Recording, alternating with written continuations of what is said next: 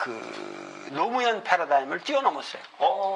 완전히 이 사람은 노무현하고 내가 얘기할 적에는 뛰어넘었어요. 그러니까 우리가 알아야 될 거는 문재인은 절대 그 노무현 패러다임의 사람이 아니다는 거예요. 이거를 왜 그 사람이 노무현에 대한 그런 거 하냐면 인간적인 의리 때문에 그리고 당내에 그 평생을 같이 살아왔으니까 그래서 당내에 또 노무현에 대한 그 애틋한 마음을 가지고 있는 사람이 많이 있으니까 그런 거 저런 거 다 어울리려면 괜히 뭐 각을 세울 필요도 없고 노무현을 자기가 뭐 부정할 필요도 없는 거 아니에요. 그러나 이미 그 사람의 생각의 틀은 노무현 틀이 아니에요. 이거 대단히 중요한 말씀이에요. 왜냐하면 이게 지금 다른 분도 아니고 도울 선생님이 기존의 한계로 거론되던 문재인의 노무현 패러다임을 넘어섰다라고 말씀하시면 좀 더 구체적으로 말씀을 해주셨으면 하는 생각이 구체적인 거는 우선 뭐냐면 노무현은 그 미국과의 관계에서도 처음에 자기가 사진 찍으러 가지 않겠다.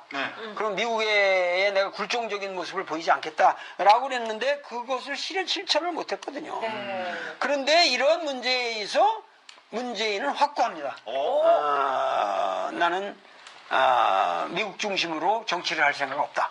이거 되게 중요한 말씀인데요. 사실 노무현 대통령께서 나는 미국에 한 번도 안 가봤고 뭐 그렇게 사실 그 미선희 호순이 그 어떤 그 바람으로 득표를 많이 했거든요. 그래서 많이 그 어떤 그 미국과의 관계, 중국과의 관계 많이 개선될 거라고 생각했는데 미국 가시자마자 이 미국 때문에 우리가 민주화가 되고 가져가시게 되고 아유 땡큐 베리 마치 이렇게 하시는 바람에 실망을 좀 했었는데 그 실망감이 결국은 참 우리 진보 진영의 최대의 비극이었죠. 그 이라크도 막 보내시고 그래서 그 이라크 파병할 쪽에도 우리가 따낼 수 있는 것들이 너무 중요한 게 많았거든요. 그럼요. 개성공단 문제라든가 뭐 평화협정이라든가 휴전선 내에서 우리 군이 주도권을 잡는 문제라든가 여러 가지를 얼마든지 우리가 그 바게인으로 내걸 수 있는 상황이었는데 그 따는 게 없었어요. 따는 게 없었죠. 실제로 우리가 베트남 파병하면서 많은 반대가 있긴 했지만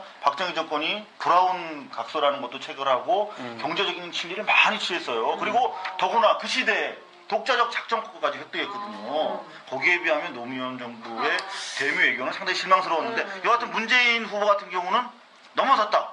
아니, 미국과의 관계에서. 미국과의 관계뿐만 아니라 미국에 대한 충성을 할 필요도 없고 어떻게 하면은 중국과 소련과 북한 그리고 일본 여기에서 아주 구체적으로 나는 등거리 외교를 실현하겠다라는 아주 확고한 결의가 있어요. 진짜요? 내가 아주 깊게 얘기를 해봤는데 그거는 있고 그 다음에 둘째로는 뭐냐면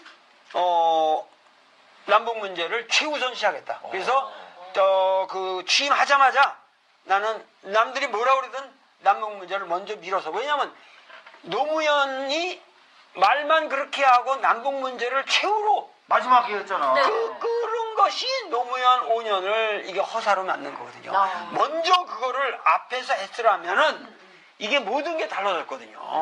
그러니까 그때 그 당선될지 몰랐다고 그랬어요. 운명이라는 책에 나오잖아요. 그러니까 당선될지 몰라서 준비를 못한 거야. 그래서 이 사람 보면은 그거를 바꿔야 된다. 제일 먼저 갖고 와가지고 거기서 이니셔티브를 잡아야만 이 5년 동안의 모든 정책이 일사불란하게 갈 수 있다. 저는 이거를 마음속에서 확고하게 반성하고 있습니다. 그러니까 그거는 확실해요. 그리고 저 같은 경우는 사실 참여정부 때 삼성을 위주로 한 재벌들의 이른바 그 독재, 자본 독재에 대해서 거론을 하다가 저 형도 먹고 그랬잖아요. 지령도. 근데 그 과정에서 사실 청와대에서 상당히 좀 반대하고 압박을 한 경우가 있거든요. 그래서 그것 때문에 문재인 후보가 참 여러모로 훌륭하신 분인데 혹시 삼성을 위주로 한 재벌 개혁에 대해서는 어떠실까? 사실 이거 많이 궁금하거든요. 저도 궁금해요. 이 사람은 재벌 규제에 관해서도 재벌이 과도하게 이런 중소기업이라든가 이런 것에를 이렇게 완전히 묵살시키고 독주하는 이러한 모든 현상을 확고하게 제재하겠다는 아주 결의가 있어요. 삼성도? 그래서 삼성뿐만 아니라 모든 그 기업이 우리 그 복지국가형의 실현을 위해서 이제는 기업들이 희생해야 된다 하는 생각이 확고하게 있어요. 그건 내가 아주 보장합니다. 야! 맹자는 본인이 뭐라고 그랬냐면은 역사를 쭉 그 사람은 훑어요. 연임금, 승림금으로부터 쭉 해서 항상 위대한 성군이 날 적에는 항상 그 성군을 만드는 위대한 신하가 있었다. 그리고 위대한 성군의 특징은 바로 그 위대한 참모를 알아보는 그 인한 마음이었다. 그러니까는 항상 여기도 이제 내 책에 여기 제일 처음에도 그 율곡 선생이 쓴 동호문답의 그 대화가 여기 쭉 나오고 있어요.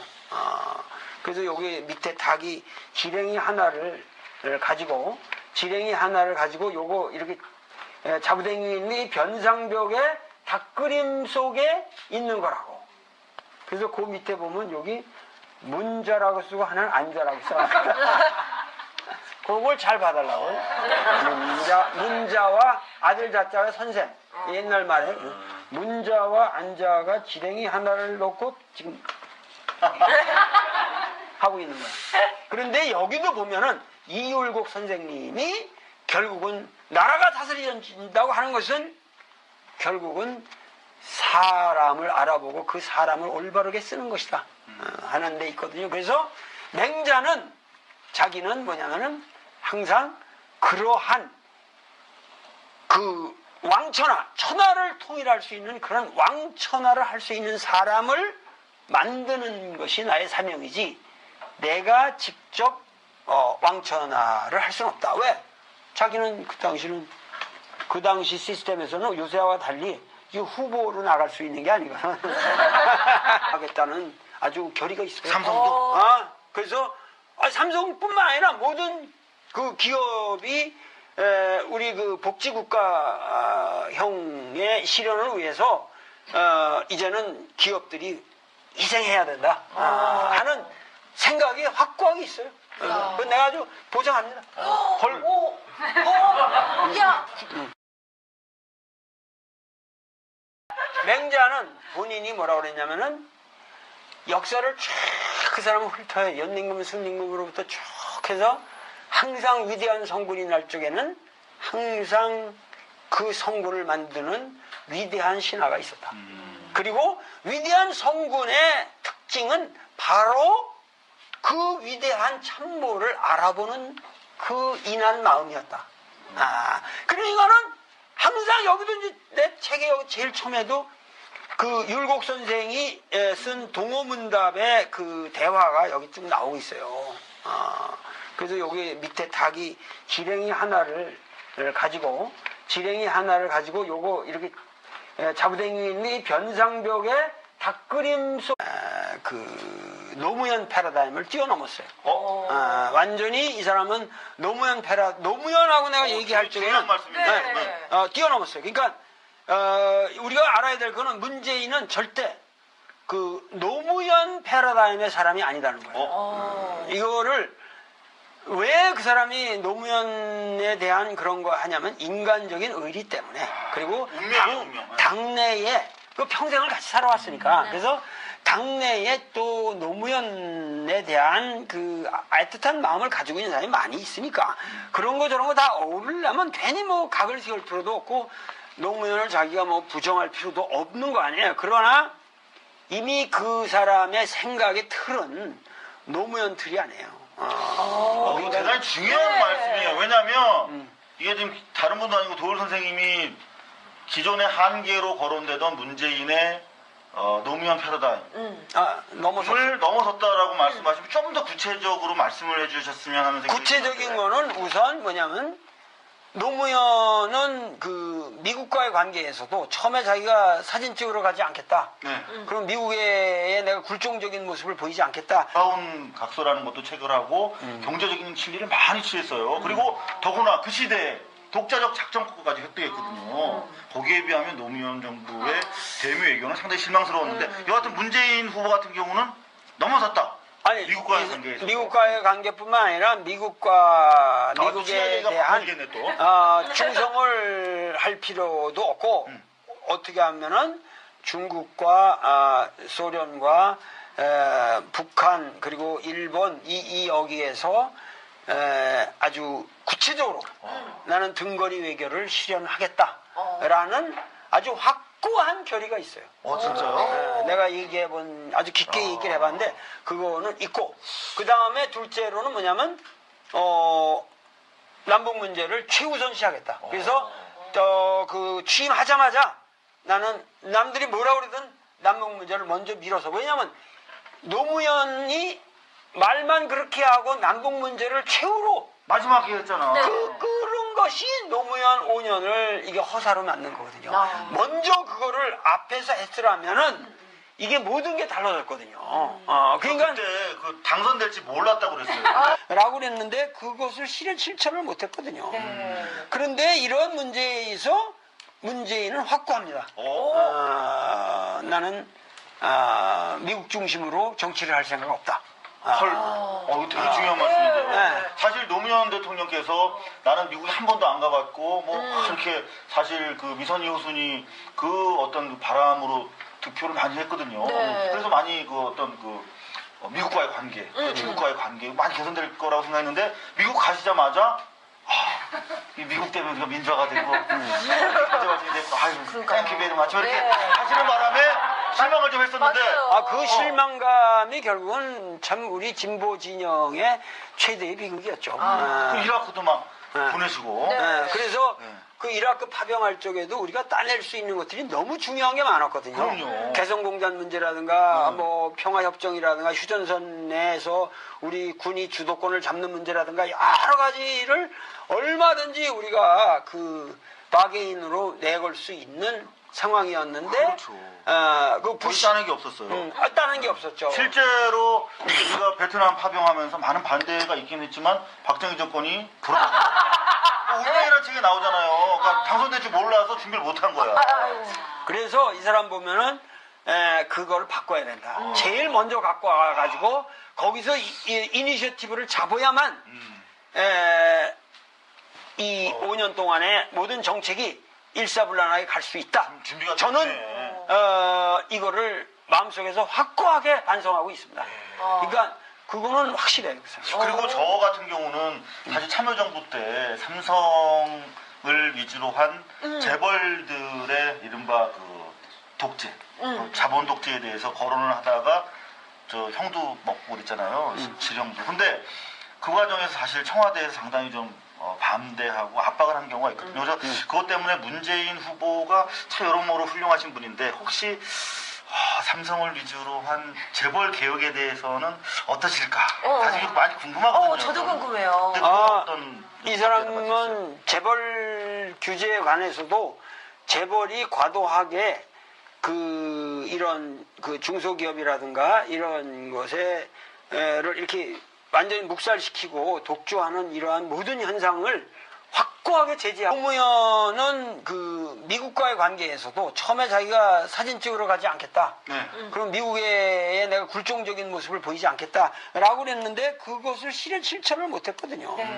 그런데 이런 문제에서 문재인은 확고합니다. 나는 미국 중심으로 정치를 할 생각 없다. 이거 되게 중요한 말씀인데요. 사실 노무현 대통령께서 나는 미국에 한 번도 안 가봤고 뭐 그렇게 사실 그 미선이 호순이 그 어떤 그 바람으로 득표를 많이 했거든요. 그래서 많이 그 어떤 그 미국과의 관계, 중국과의 관계 많이 개선될 거라고 생각했는데 미국 가시자마자 이 미국 때문에 우리가 민주화가 되고 민주화가 되고 아유 땡큐 베리 마치 이렇게 하시는 바람에 실망을 좀 했었는데 그 실망감이 결국은 참 우리 진보 진영의 최대의 비극이었죠. 그 이라크도 막 보내시고. 네. 그래서 네. 그 이라크 파병할 쪽에도 우리가 따낼 수 있는 것들이 너무 중요한 게 많았거든요. 그럼요. 개성공단 문제라든가 뭐 평화협정이라든가 휴전선 내에서 그 노무현 패러다임을 뛰어넘었어요.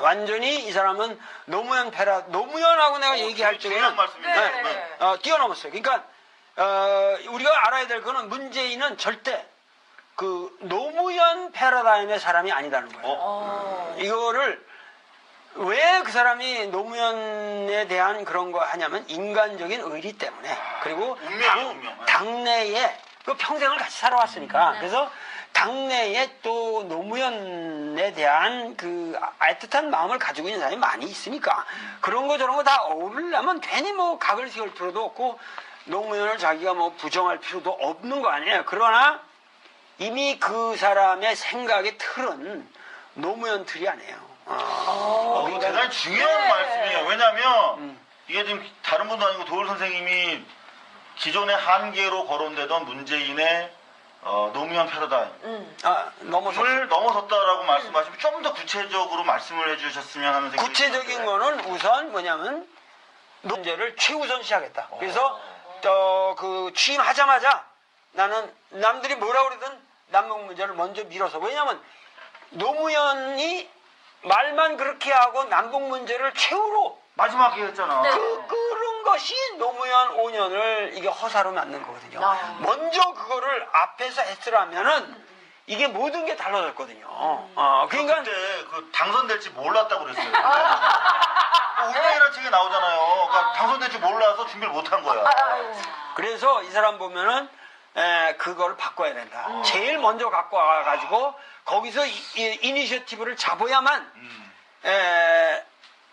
이 5년 동안에 모든 정책이 일사불란하게 갈 수 있다. 준비가 저는 됐네. 이거를 마음속에서 확고하게 반성하고 있습니다. 그러니까 그거는 확실해요. 그리고 저 같은 경우는 사실 참여정부 때 삼성을 위주로 한 재벌들의 이른바 그 독재, 자본 독재에 대해서 거론을 하다가 저 형도 먹고 그랬잖아요. 실형도. 근데 그 과정에서 사실 청와대에서 상당히 좀 반대하고 압박을 한 경우가 있거든요. 그래서 그것 때문에 문재인 후보가 참 여러모로 훌륭하신 분인데 혹시 삼성을 위주로 한 재벌 개혁에 대해서는 어떠실까? 사실 이거 많이 궁금하거든요. 저도 궁금해요. 근데 어떤 이 사람은 재벌 규제에 관해서도 재벌이 과도하게 이런 중소기업이라든가 이런 것에를 이렇게 완전히 묵살시키고 독주하는 이러한 모든 현상을 확고하게 제재하겠다는 아주 결의가 있어요. 삼성도? 그래서 삼성뿐만 아니라 모든 그 기업이 우리 그 복지국가형의 실현을 위해서 이제는 기업들이 희생해야 된다 하는 생각이 확고하게 있어요. 그건 내가 아주 보장합니다. 야! 맹자는 본인이 뭐라고 그랬냐면은 우리 군이 주도권을 잡는 문제라든가 여러 가지를 얼마든지 우리가 그 바게인으로 내걸 수 있는 상황이었는데 그렇죠.